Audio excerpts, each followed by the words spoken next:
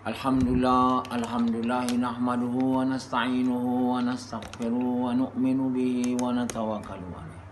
Wa na'udzu billahi min shururi anfusina wa min sayyiati a'malina. May yahdihillahu fala mudilla lahu wa may yudlil fala hadiya lahu. Asyhadu an la ilaha illallah wa asyhadu anna Muhammadan abduhu wa rasuluh. Sallallahu alaihi wasallam tabarak wa sallam tasliman kasiran kasira amma ba'd. Bismillahirrahmanirrahim. Wa man ahsanu qawlan mimman da'a ila Allah wa amila salihan wa qala innani minal muslimin.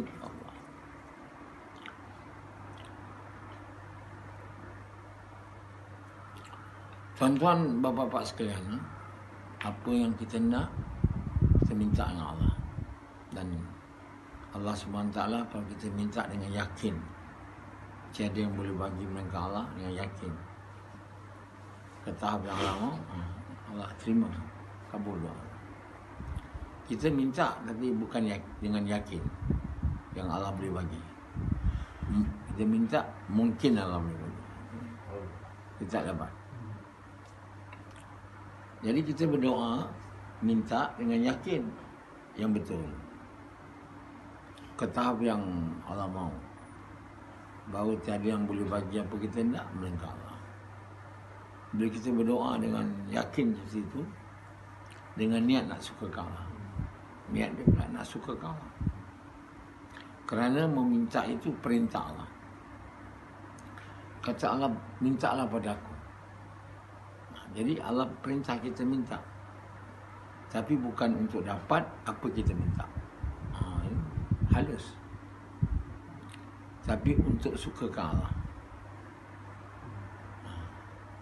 Tak, jarang orang ada cakap macam ni. Minta dengan niat bukan nak dapat apa yang dia minta. Ada? Ada kau dengar? Ada? Kita minta dengan niat bukan nak dapat apa kita minta. Tapi niat dia nak suka ke Allah. Itu nama ikhlas. Jadi kita kena berdoa dengan ikhlas. Lepas tu dengan yakin lah. Ke tahap yang Allah mahu, tiada yang boleh bagi melainkan Allah. Jadi Allah bertindak mengikut sangkaan kita.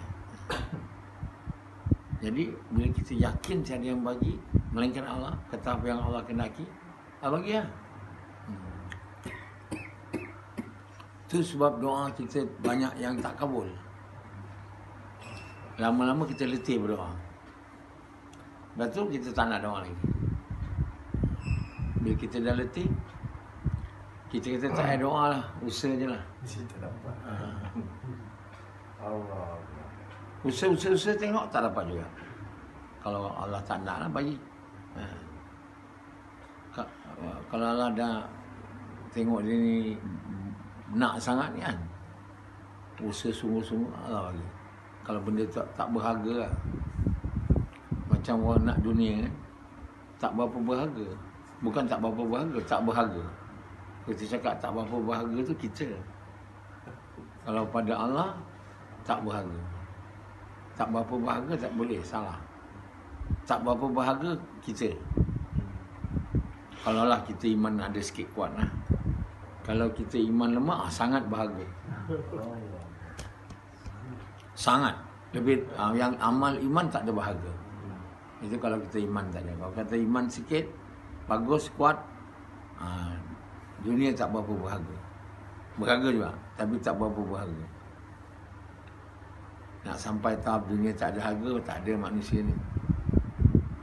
Yang itu Allah. Dunia tak ada harga. Pada Allah, dunia tak ada harga. Bukan tak ada berapa berharga. Sebab apa? Kalau manusia tu ada harta sebanyak dunia, double, tak boleh dapat bau syurga kan? Apa ada harga? Jadi di dunia ni Allah izin dengan harta benda ni kita kadang kalau dapat faedah, dia kita nampak dia ada harga sikit.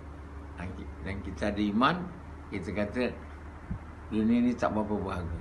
Sebenarnya iman yang tinggi betul tak ada harga. Bukan tak berapa berharga. Kalau terus cakap tak ada harga, orang tak faham. Mana boleh tak ada harga? Itu saya boleh beli, itu saya boleh duduk, ada rumah saya tak boleh panas. Macam mana tak ada harga? Ada duit saya boleh beli ni, saya boleh beli tu. Boleh beli benda lah. Tapi satu tak boleh beli syurga. Benda banyak mana pun tak boleh bagi syurga. Allah buat benda tu tak nak bagi kita faham bahawa yang sebenar di sisi Allah yang kekal syurga kan. Jadi benda yang tak berharga ni tak boleh dapat syurga walau banyak mana. Kalau kat dunia dia dapat faedah. Dengan duit banyak, macam benda dia dapat banyak. Itulah, inilah kan.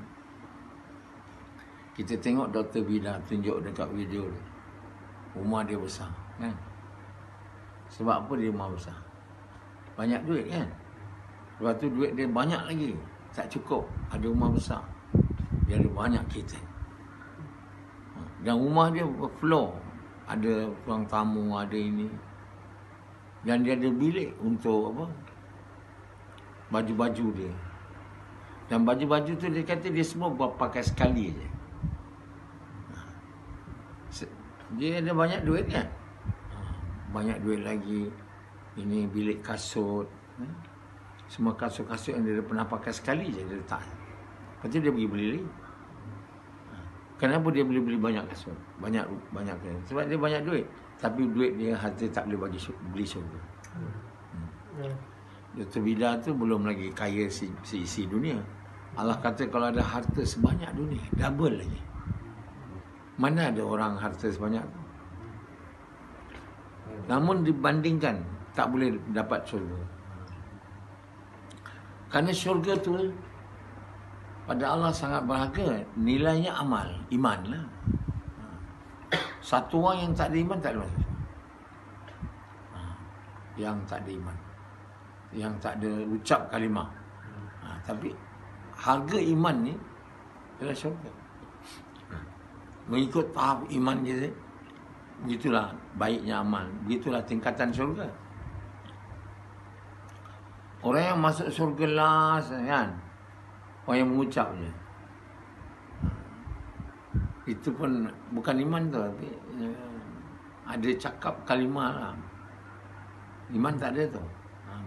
Dibagi juga harga, tapi bukannya dulu masuk syurga, last kan. Orang yang kemudian ada semua orang apa ni beriman dah masuk syurga. Tak, yang ada iman. Lepas tu orang kafir cakap, ada orang ucapkan, kau kan orang Islam, kau ucap kalimah, kenapa tak masuk syurga kan? Jadi Allah dengar tu, Allah masukkan dia. Kalau orang kafir tak komplain tu, mungkin dia tak masuk. Allah buat sebab dia. Kan kau mengucap dulu. Jadi untuk orang kafir tahu dia mengucap, paling kurang dia kena ajak juga orang kafir tu kan. Ini tak ada ajak langsung, mana dia tahu kau mengucap? Orang kafir tu kan kau mengucap je. Kenapa masih tak keluar lagi kan? Kerana itu Allah keluarkan. Jadi Abu Talib tak boleh keluar. Dia tak mau mengucap.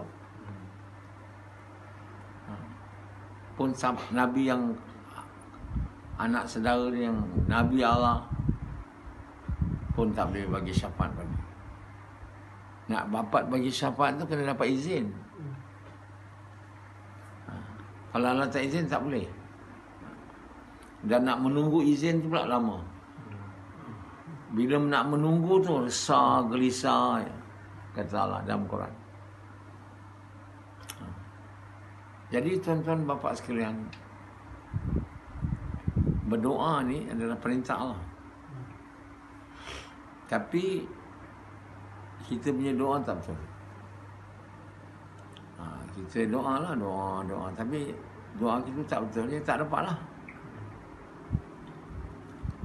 Beza dengan doa kekasih-kekasih Allah. Dia dapat selesaikan masalah dia dengan doa. Bila apa pun tak ada, macam Nabi SAW, dengan doa Allah selesaikan masalah dia. Dia datang rumah Fatimah, Hasan Hussein nangis. Kenapa dia nangis? Susu tak ada. Susu saya pun tak ada. Ali di mana? Di Yaman. Buat kerja ta'muruna bil ma'ruf wa tanhauna 'anil munkar. Ajak orang bukan Islam sana ucap kalimah. Dan ingatkan orang Islam sana supaya buat kerja dakwah. Nabi SAW doa daripada jari dia keluar susu kan, cocok kat mulut cucu dia, cucu dia. Terus dengan doa kan. Jadi makanan yang sikit yang boleh dimakan oleh 1-2 orang, susu kan, dengan doa je berkat. Allah letak berkat, 70 orang boleh minum. Makanan yang dimasak oleh sahabat, orang semua lapar di kandang. Belum kandak lagi buat parit. Adalah satu sahabat masak seekor kambing, cukup untuk 4-5 orang lah pada dia orang. Tak tahulah kambing besar atau kecil. Dan nak dijemputlah Nabi SAW dan beberapa orang. Jadi Nabi takkan dia nak makan orang lain tak makan. So dia bagi tahu dia, boleh tak saya ajak semua orang ni? Wih, dia nak cakap tak boleh, payah kan? Boleh. Terpaksa cakap boleh lah tuan. Jumpa isteri ni, semoga aku tak dilahirkan. Aku bagi tahu Nabi, jemput dia suruh jemput semua orang. Jadi Allah dengan doanya, benda sikit cukup. Benda tak ada dengan doa, dengan amal doa. Nah, dan harta yang diberi pada Nabi kemudian setelah dia dapat banyak harta, ghanimah Nabi. Nabi tak simpan. Semua diberi. Paling lama simpan 5 hari. Untuk tahu siapa yang dia kena bayar hutang. Jadi dia bukan dapat duit banyak waktu tu dia simpan, tak, bagi. Jadi dalam 3 keadaan Nabi dia tak ada langsung, ada sikit, ada banyak. Jadi itulah yang kena diikut sebenarnya. Nak ikut tu kena ada iman lah kan. Orang iman kuat, dalam semua keadaan dia okey. Dalam keadaan tak ada sikit, ada banyak. Masalah dia tak ada masalah lah. Nabi SAW.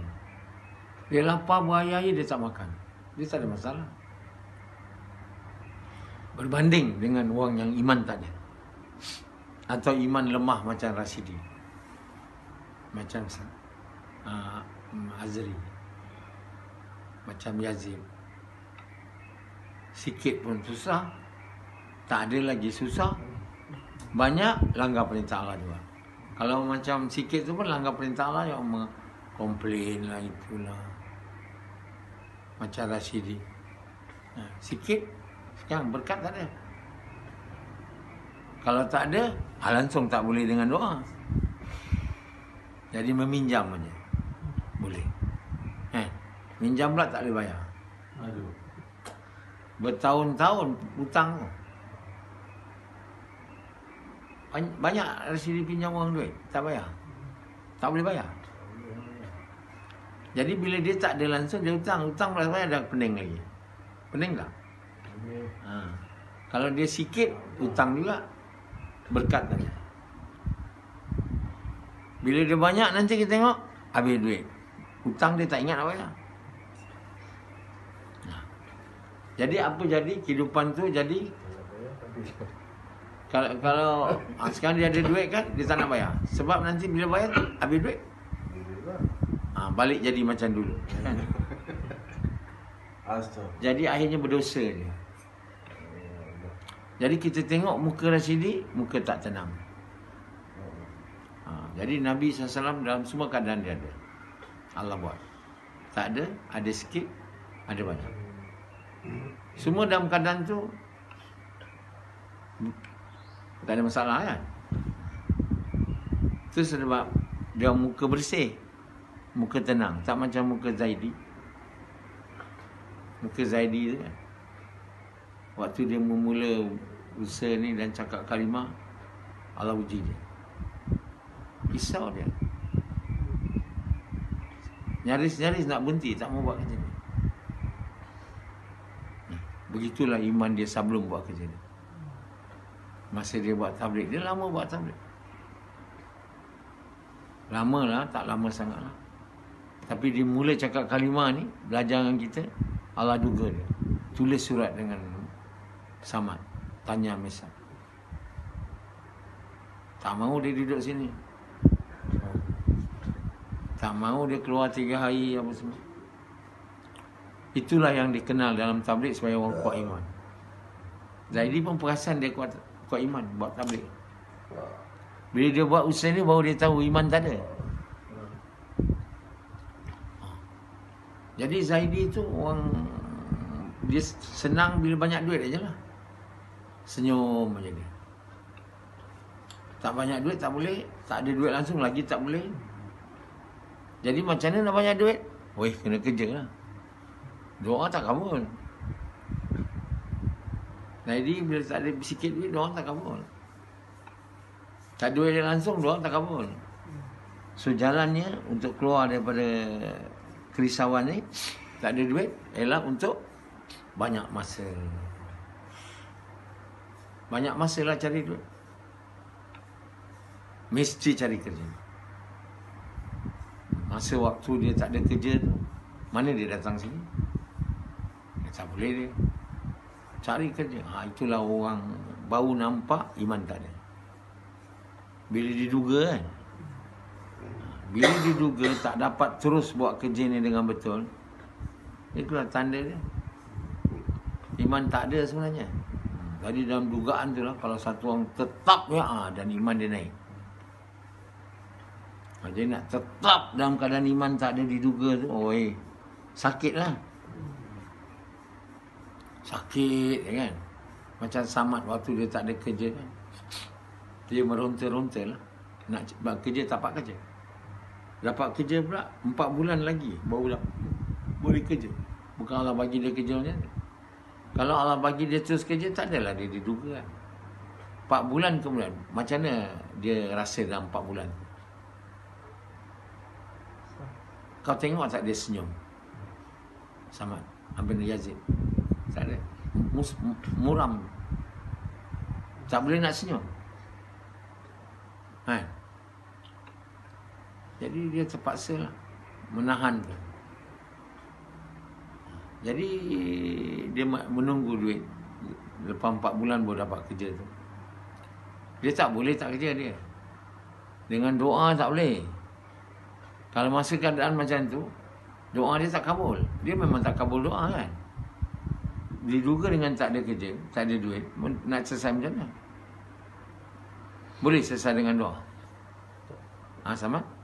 Kenapa tak boleh selesai dengan doa? Tak iman tak sampai tahap kan. Kerana berdoa tu nak kabul, kena dengan yakin tahap yang Allah mahu, bahawa tiada yang boleh bagi melainkan Allah. Dengan ikhlas lah. Bila iman tu berkait dengan ikhlas. Kalau ada yakin macam tu, baru dapat ikhlas berdoa. Macam Azri, tentu tak boleh duduk dan tak ada kerja. Bila semua pertanian dia gagal, dia pindah sini. Bukan nak buat kerja ni, nak cari kerja. Baru dia nampak mana sabar, dia duduk sini. Kalau tak dia tak nampak mana sabar. Bila saya suruh dia pindah sini, dia serius ke? Dia tak mana sabar lah pada dia. Sebab sana dia ada kerja, bertani. Bila dia dah tak ada kerja sana, baru nampak mana sabar. Masabah untuk datang sini kalau dapat kerja kan. Rashidi sekarang tak ada kerja, bini dia kerja. Dia bertukar kerja jadi suri rumah, basuh kain. Lepas tu guna rumah orang punya washing machine pula. Barang-barang semua dipindahkan kat sini. Jadi rumah Istiqbal ni digunakan oleh Rashidi untuk dunia dia. Mana dia boleh selesai dengan doa? Jadi dia dah lama buat usaha dakwah, doa tak kabul. Apa faedah dia buat usaha agama lama tu? Jadi apa faedah Rashidi buat usaha agama lama? Kalau kita kata dia orang baru, dia tak terima tu. Saya orang lama. Saya lama. Kalau cakap tentang hal, dia orang baru. Suara dia. Maknanya dia sangat mahu dikenal sebagai orang lama. Lama masa je lah, macam unta. Tapi kualiti yang patut ada dengan orang lama tu tak ada kat dia. Doa pun tak kabul. Itu maknanya kita buat usaha agama ni tak ada faedah bila agama tu tak ada kan. Rupa agama ni. Yang ada pada Rashidi ni rupa dia. Kan? Itu pun sekarang saya suruh dia pakai songkok, jangan pakai serban. Kalau tidak, dia serban. Tongkat. Jubah saya kata jangan. Kau bukan ada imannya orang. Celak. Itu je lah yang dia beri tumpuan. Tapi doa dia tak kabul. Bila dia diuji susah, menangis. Diuji dengan perempuan, dia gagal. Semua gagal. Ya. Jadi maknanya dia buat usaha lama. Faedah tu tak ada. Faedah tak ada sebab agama yang betul tak ada. Agama yang sebenarnya, hakikat namanya. Yang dia dapat rupa agama. Kenapa dia dapat rupa? Jalan tak betul. Masa dia buat usaha tabligh tu. Begitulah semua orang tabligh. Jalan tak betul, dapat rupa. Rashidi dia anggap sebagai kurang agama lah sebab rupa dia tak ada pada orang tabligh, kawan-kawan dia yang lain. Sebenarnya itulah hakikatnya. Dia tak ada agama. Pakaian patut macam ni lah. Masih juga nak, yalah, janggut dia ada, songkok dia ada. Dulu serban. Serban ni patut pakai oleh orang yang kabul doa, boleh lah. Ini tak. Orang Malaysia baru buat tabligh 3 hari dah tukar produk, jubah. Gaya dah macam aulia. Macam Nabi-Nabi kan. Berpada lah sikit bergaya tu. Janganlah melampau sangat bergaya sehingga orang pula salah sangka. Ingatnya kita wali, sekali suruh jadi imam macam Manzalah. Boleh jadi imam dia, boleh.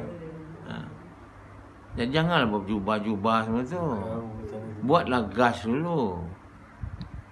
Buatlah kerja mengajak manusia kepada kebaikan, mencegah keburukan. Ini perintah pertama. Pakaian ni semua kemudian. Tapi tak boleh terima. Nak bergaya juga. Sebab apa? Bergaya tu boleh tipu orang. Boleh buat orang kata kita bagus. Kita orang agama. Sebab itulah kehendak kita. Bukan nak suka orang. Jadi kita lebih mementingkan gaya. Kerana gaya tu orang dapat lihat. Iman orang tak dapat lihat. Tak dapat iman tak apa. Nak? Jadi semuanya dapat rupa. Belajar agama pun dapat rupa.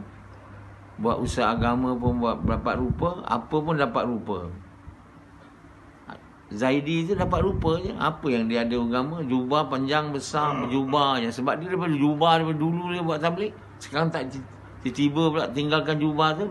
Orang pun nak heran, apa dah jadi kau? Jadi terpaksa maintain jubah. Zaidi. Kenapa dia maintain jubah? Maintain image lah. Bila suruh dia doa, tak kabul. Bila dia diduga dengan tak ada duit, tak kabul doa. Jadi bila dia duga tu, resah dia. Jubah dah pakai lama dah. Kopi je dia. Serban pakai? Serban juga? Betul tak? Tapi tak ke mana semua tu. Inilah orang semua ditipu. Kita buat apa tipu orang? Tipu diri, tipu orang. Janganlah bergaya sangat. Iman pun tak ada. Yang penting nombor satu ialah kalimah ni masuk dalam hati. Yang ini banyak orang tak nak. Saya biar berjubah. Orang semua tahu saya orang agama, tapi agama saya tak ada. Rupa je. Iman tak ada. Jadi kalau kita macam itu mati, mana nak selamat azab kubur? Azab kubur tak selamat, mahsyar tak selamat. Lama orang pun kata, kan kau dulu orang dakwah. Kan? Ke masjid selalu kau. Kenapa kau sama kita pula? Sebab aku hanya rupa je dia. Hakikat tak ada. Dia bila kita ikut jalan yang betul, jalan Muhammad SAW, Allah bagi tahu lah pada Nabi, katakanlah pada mereka, Kul hazihi sabili ada'u ilallah. Orang tak faham ayat ni. Ustaz-ustaz pun tak baca ayat ni. Saya tak pernah dengar selama hayat saya lah. Saya pun tak duduk banyak majlis ilmu. Kamu yang duduk ada, pernah dengar? Saya tak tahu lah. Ayat ni. Dia tak pernah baca, tak pernah kupas. Sebab ayat ni sangat jelas. Dia tak payah tafsiran yang panjang. Dia bukan tersembunyi ni. Dia jelas. Katakanlah Muhammad, ini jalanku. Hazi sabili. Mengajak manusia kepada Allah. Lepas tu dia korong pula agama lah tu. Bukan agama, mengajak manusia kepada Allah. Jelas dan tepat. Kita tak nak buat jalan tu. Macam mana nak buat jalan tu? Macam Nabi buat lah. Di lorong-lorong, di jalan-jalan dengan tak minta duit, jumpa orang semua. Semua orang bukan Islam tau. Ini kita ubah pula, jumpa orang Islam dulu. Nak baiki dia. Alah, macam-macam cara tak nak ikut Nabi. Dengan bermacam-macam cara. Yang tipu dia orang baca kitab lah. Orang belajar kitab ni dia anggap sebagai orang berilmu. Orang yang tak belajar kitab ni, dengar lah cakap dia. Dia kata dakwah bukan Islam tak boleh. Belum lagi masa. Dia tak cakap tak boleh. Orang tu ikut lah. Sebab dia kata dia ni orang baca kitab je. Tentu faham lah. Jadi dia gunakanlah dengan imej dia untuk tipu orang. Dan buat agama ni mudah. Supaya apa? Banyak pengikut. Bila banyak pengikut, banyak duit. Kan? Padri-padri tu semua. Mana dia nak betul bagi tahu yang betul? Semua bagi tahu yang modifiednya. Kalau yang betul orang banyak tak nak ikut. Kau mucap, kau kena buat gas, kau kena korban, tak nak dia. Ini tak, kau kena keluar, ya okey. Tapi relax, makan, minum, tengok-tengok jalan-jalan. Semayang aja dengan ceramah. Pergi jumpa orang petang aja, khususi gas, umumi gas. Gas yang apa? Khususi gas, pilih-pilih orang yang. Jadi dimudahkan kerja. Supaya ramai orang ikut. Itu pun tak ramai orang ikut. Mana ada orang ramai ikut? Adalah ikut. Kalau dibuat suruh dakwah bukan Islam, langsung tak ada orang nak buat. Tak boleh. Jadi tak banyak pengikut. Tak banyak. Biasanya kalau macam nak banyak dapat duit lah. Nak dapat pengaruh. Bila banyak orang ikut, boleh dapat kuasa. Masa tak ada orang ikut, kita tak nak kuasa. Kata polis, sekarang kau tak ada orang ikut, memang kau cakap kau tak nak kuasa. Cuba ramai ikut. Jadi modus operandi Jemaah Tabligh nak bagi tahu kerja dia betul, iaitu buat banyak perhimpunan istimak. Jadi bila banyak istimak, banyak orang ikut lah. Mulalah orang akan tertipu lah. Dengan ramai tu, ini mesti bagus. Macam mana kedai makan ramai orang. Orang mesti kata, ini mesti bagus je. Untuk kedai makan boleh. Tapi untuk usaha agama tak boleh. Nak tahu benar ni bukan dengan ramai tak ramai. Orang ikut. Kalau kita nak gunakan ramai, nanti ikut Dajjal. Dajjal ramai ikut. Jadi Quran ni kena, usaha agama ni kena berdasarkan Quran. Dia bukan kira ramai ikut. Kalau usaha tu ikut Quran, ini betul. Kalau usaha tu tak ikut Quran, walau 1000 ikut, dia tak betul. Ini orang tak dapat fikir. Dia tengok ramai je, dia terjun. Terutama orang jahil. Macam Yazid, macam Azri. Semua orang jahil. Macam Rashidi. Tu dia terjun dalam tabligh, ramai orang. Orang tabligh yang jumpa dia tu, dia masa tu patah kaki. Ajak dia keluar. Rashidi tak apa-apa nak. Dia kata dah patah kaki, tak nak, lagi patah lagi satu. Dia cakap macam tu dekat Rashidi. Rashidi nak takut. Terus siap keluar cerai. Patah lagi. Dia keluar bukan untuk suka Allah, bukan untuk iman. Untuk supaya dia jangan patah kaki. Lagi satu. Takut lah. Takut dia. Sampailah lah ni dia punya niat. Bila saya dah mengajar dia tu baru tukar. Dia tak boleh tukar betul. Sebab mula sekarang macam tu. Takut itu patah kaki lagi dah tu. Mana betul macam itu niat keluar. Kan? Kalau kamu susah, kamu keluar. Nanti masalah selesai. Dah. Cakap kat dia orang, kamu susah, keluar. Kamu ada masalah, keluar. Jadi dijadikan keluar tu sebagai mengumpan orang, menjanjikan dia, masalah dia akan selesai. Tengok orang tu kata tak ada masalah selesai pun. Ada juga masalah selesai, ada yang tidak. Jadi tak kena macam tu. Itu cara tak betul buat kerja. Kita kena beritahu yang untuk dapat yang gaib, iman. Dengan amal, dapat Allah. Allah suka bukan mula dapat dia selesai masalah. Keluar je selesai masalah. Sebab apa? Saya dulu susah, saya keluar. Itu untuk engkau Allah uji, bukan semua. Allah duga engkau selesai masalah, kau keluar lagi, kau tak keluar lagi dah. Jadi kita jangan guna pengalaman kita untuk tarik orang. Yang tabligh banyak guna tu.